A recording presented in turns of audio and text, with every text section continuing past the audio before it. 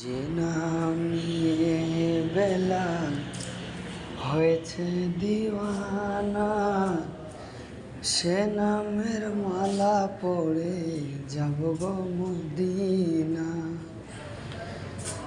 যে নাম নিয়ে বেলাল হয়েছে দিওয়ানা, সে নামের মালা পড়ে যাব গো মদিনা।